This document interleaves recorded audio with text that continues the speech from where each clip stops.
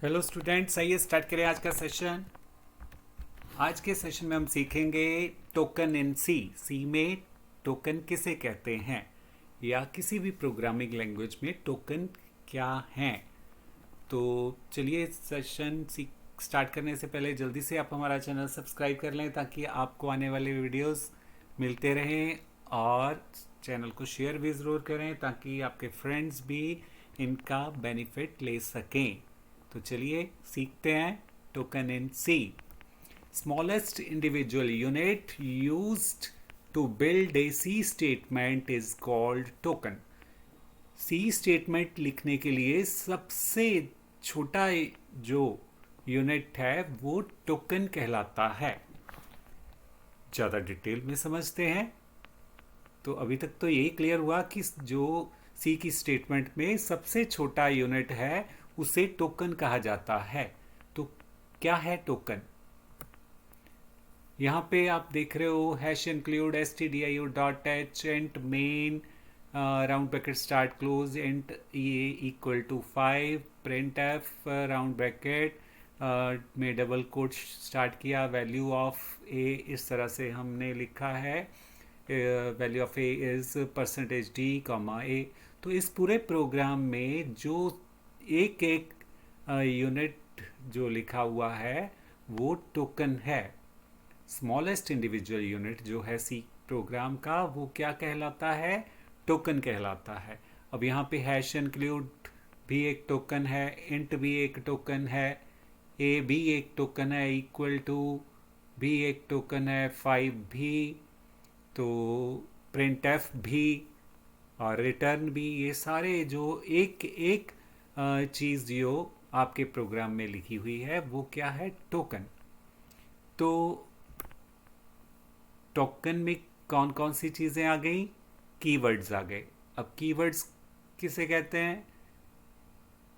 जैसे कि हमारे पास हैं इंट, रिटर्न, ये कीवर्ड्स हैं। इनके ये नेमिंग रखी हुई है टोकन्स की। ये टोकन कौन सी टाइप के हैं? कीवर्ड्स टाइप के हैं।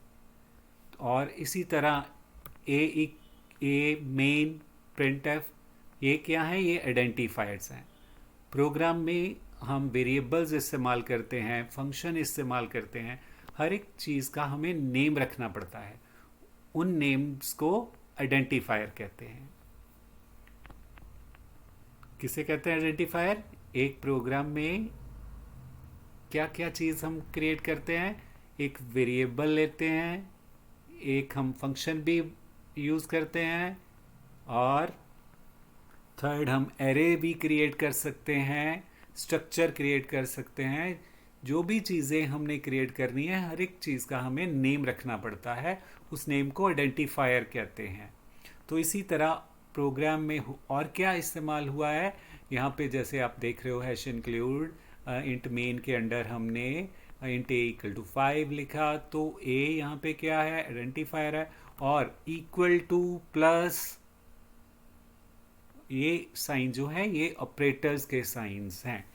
तो टोकन में ये तीन चीज़ें आपने सीखी अभी तक कि इनको भी टोकन कहते हैं। ये टोकन की टाइप हो गई। इस तरह से कांस्टेंट, जैसे 5 लिखा है इक्वल टू 5, 5 क्या है? कांस्टेंट है। तो 0 क्या है? कांस्टेंट है। तो इस तरह से ये भी कांस्टेंट टाइप का टोकन हो गया हमारे पास। नेक्स्ट, जो भी चीज़ डबल कोट में लिखी जाती है उसे स्ट्रिंग कहते हैं।